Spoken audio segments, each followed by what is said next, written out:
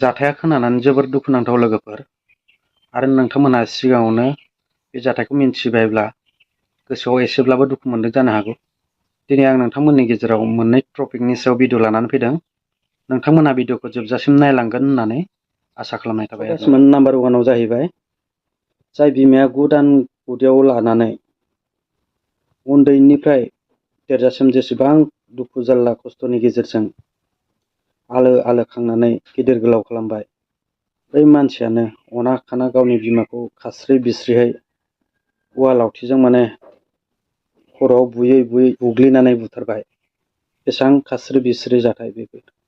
जाय बिमाया मिजिं मोनसे लानानै खांदोंमोन, नाथाय बिनि सोलायै उल्थासो जाहैबाय। मोनसे बिसखौसो फिनाय एबा बोजबना लानाय बायदि जाहैदों आरो। देनां देरबा लावबा गिदिर गोलाव जाबा आथिं आखाइ राब्ला आंखौ बुथारदों होननानै बे बिमाया फिदोंमोन नामा फिसालाखौ? गावनि बिमाखौनो एसेबां अयनाय जुदि खालामनो हायो, अब्ला नों आरो आंहालाय सोर?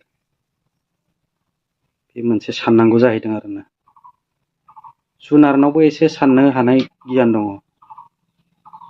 नाथाय जुनारनिख्रुइ बांसिन अगियान सुबुं होननानै सिनायथि मोनबाय आरोना।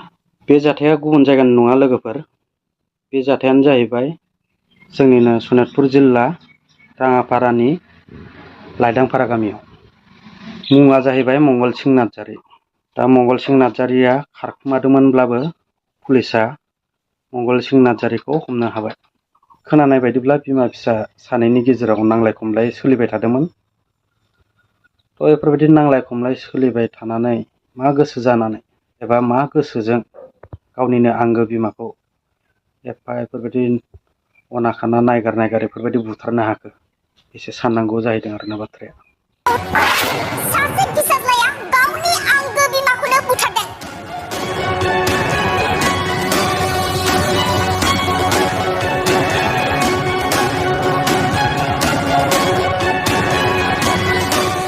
सासे बिमाया फिसाखौ गोरबोआव 9 दान दोननानै जोनोम होयो आरो दुखु खस्थ'नि गेजेरजोंब्लाबो मोजाङै जोथोन लानानै फिसाखौ फेदेरो फोलावो।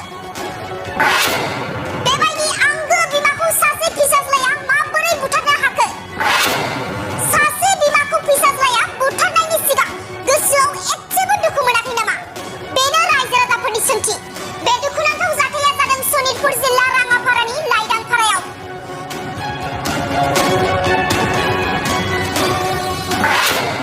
बिमाखौ बुथारग्रानि मुंखौ मंगलसिं नार्जारी आरो बुथारजाग्रा बिमानि मुंखौ मन्जु नार्जारी होननानै मिथिनो मोननाय जादों। सुलुंनि बायदिब्ला थांनाय हराव माबेबा बाथ्राखौ लानानै बिमा आरो फिसाज्लानि गेजेराव दान्थे बिदान्थे जायो। बिमा आरो फिसाज्लानि गेजेराव दान्थे बिदान्थे जानाया बारानिफ्राय बारासिन जालांनायाव फिसाज्लाया बिमाखौ औवानि लावथिजों बुयै बुयै खर'आव बुखांनानै बुथारो।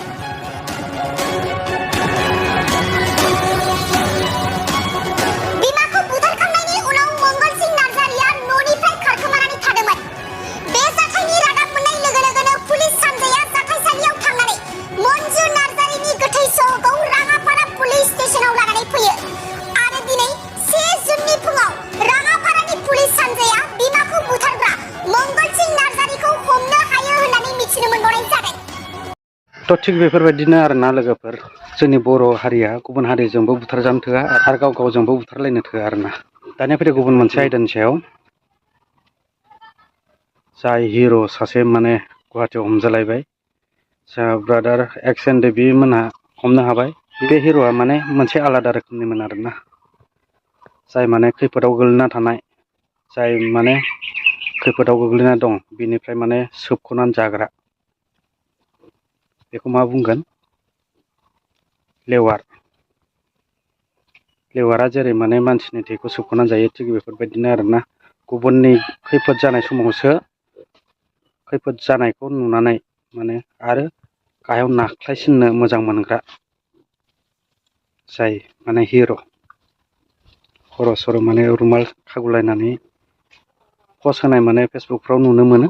दा जोंहा एक्स एन्ड देबि ब्रादार मोनहा हमनानै गाबगु खुगु जानो गोनां जादों। जेसेबां हिर'आनो जाया मानो सानसे समाव गाब्र'खायो आरो जाय बेफोरबायदि खामानि मावग्रा बै मानसिनाव माने सिमानो गंबा सयखानसो दं आरोना ओमफ्राय मबाइलाबो बेफोरबायदिनो गंबा सयखानसो दं माने बेजों नङा बेजों नङा बेजों कल खालामनानै माने मानसिफोरखौ माने फासायो आरोना सोरनिबा माने बेमाराव गोग्लैना थानायफोरखौबो नेनानै थायो आरो सोरबा माने सोरजोंबा खारनाय मानाय बेफोरखौबो नेनानै थायो आरोना सोरनिबा हिन्जावा खारदोंबा जोङो नै हमनानै दोनदों एसे माबा गारि भारा होनांगोन मा होनांगोन होननानै फैसा बोख्ल'नानै जायो आरोना थिग बेफोरबायदि सोबख'नानै जाग्रामोन आरोना बेयो दा बेखौबो हमना मोननानै जोंहा ब्रादार एक्स एनडिबिफ्रा माने गोबां पानिशमेन्टबो होबाय आरो मोनखानांगोनबो बेफोरबायदि मानसिया माने पानिशमेन्ट होनाय मा होनाय बेफोरखौथ' माने भिडिअ होनो हाया नालाय मानो होनबा गोबां गाइडलाइन्स थायो बेफोरखौ माने फल' खालामनो गोनां जायो ओंखायनो बेफोरबायदि बुनाय मानायफोरखौ माने भिडिअ होनाय जाया आरोना साजाखौथ' मोनखागोन आरो मोनखादोंबो जोंनि बर' हारिनि गेजेराव 1 नाम्बार माने भाइरेल जानाय जाय बेमारिफोरनिफ्राय माने गैथारै सोरबा दुखियाफोर बेमार जानानै थानाय बिथांमोननि न'खरखौबो थैसोबग्रा बायदि सोबनानै जेरै बर'नि निउस चेनेलफ्राव बे बिथांखौ माने सोरबाया मोगथाङाव नायनो हास्थायदोंमोन खोमा दिनै गुवाहाटियाव थानाय एक्स एनडिबिफ्रा बे अखा बांखा समाव बिथांखौ जेरै आर्मिफ्रा सानसे समाव एक्स एनडिबिफोरखौ बेंनानै हमो थिग गुवाहाटियाव थानाय एक्स एनडिबिफ्रा नैबे बिथांखौ आखायाव लोगोसे सिमा मोनबा दं नै सिमा मोनबा नोंनि मुंखौ आरो सोर सोरनिबा थुना जादों नोंनि खुगाजों स्पस्ट' बुं नोंनि फुल एड्रेस फुल नाम अबे जायगानि खिथा आं नलबारि डिस्ट्रिक्ट दमदमा राङापालिनि आं गुवाहाटियाव थायो आइदेनगिरि निलकमलपुर जिल्लापारायाव आहाराव थायो आं बिदिनो साबा सयजनसोखौ बिदि नंखाय बुंनानै आं मिथिस्लाबियाव फैसा लाबोना जाबाय आरोना आं बिदि मावजाया मा गोसोजों नोङो बेमारि मानसिनिफ्राय मा गोसो जानानै जेनेबा अबे थैजों नोंनि बिमा बिफाया बर' नंगौना नङा आंनि आफाया बर'आनो बाबा गैला फंबाय सानै दङ आइ दङ आइजों आंजों पाहाराव थायो नों सासे बर'बा नों सासे बर' बेमारि जायफोर सोरबा गैयै मानसिफोरनिफ्राय बै थगायनानै नोङो बिहरनो हाखो मोनथिस'यैआव मावफ्लांबाय हटेल साबेसे जाखो बुं स्पस्ट' बुं साबा सयजनसो जाबाय सार मा जायगानि फार्स्ट गिबि अबे जायगानिफ्राय जाजेननाय बुं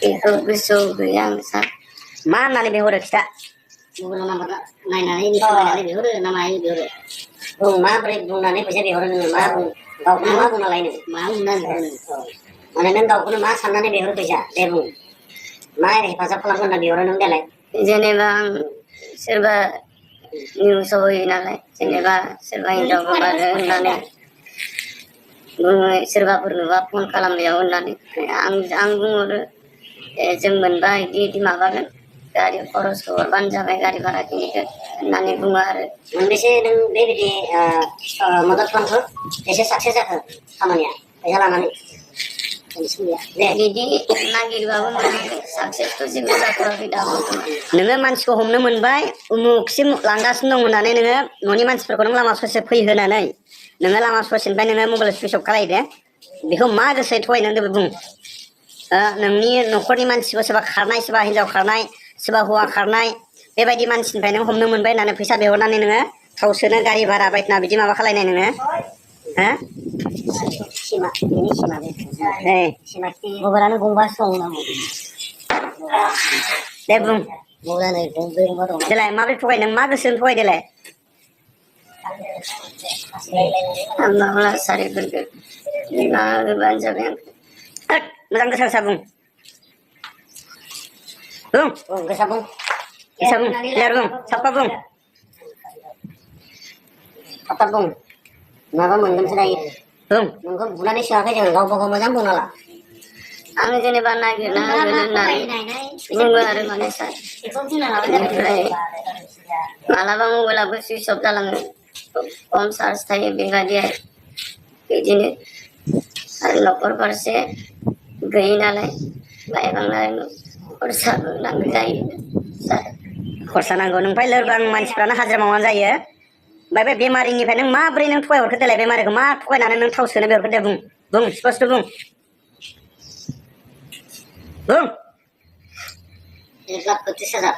नों दसे नोङो दान्दिसे जोंनि सोंनाय फिनाव नों गाबदों बै बेमारिनि नोङो जिबायदि खैफोदाव दङ थैनायजों समान जानानै दं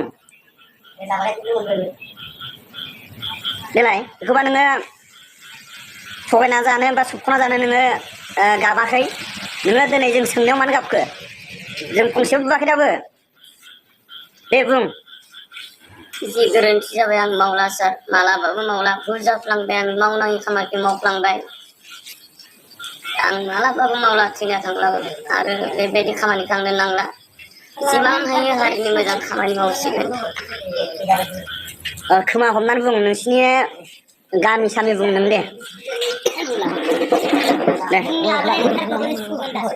नै बेयाव मबाइल सिम माबायदि मबाइल सिम नायदो मबाइलानो गंब्रै गंबा सिमानो मोनबा ओमफ्राय मानसिखौथ' माबायाव भाइरेल जानाय भिडिअफ्रावथ' माने एक्टर बादि खर' खालायनाय नुदों टफि हमलायनाय नुदों बिथाङा जोबोद माने बिनि एक्सपार्ट आरो जाहाथे रायजो राजाफ्रा सांग्रां जायो बिथांजों माखासे आरो बिथांनि लोगोफोर दं बिथांमोनखौ जों हमनो नाजाबावगोन दा गुवाहाटियाव थानाय जोंहा एक्स एन डिबिनि सारमोन दं बेयाव एसे फंनैसो सोंनि दा मा बुङो सारा जोङो बहुद सिगांनिफ्रायनो नाजागासिनो दंमोन बिथांखौ हमनो लागै जेनोखि जोङो हायाखैमोन हमनो साननैसोनि सिगां भिडिअ भाइरेल जानाय नुनायलाय जोङो टिभियावहा जोंखौ नुनायावहा जों गावआनो गावखौनो गाव गासैखौबो सेंग्राफोरखौ लानानै ओरै फन खालामनानै बिथांखौ बिनि हाग्रायावसो थाखायोमोन होननानै गावा हाग्रानिफ्राय बिथांखौ हमनानै लाना फैनाय जाबाय आरो दिनै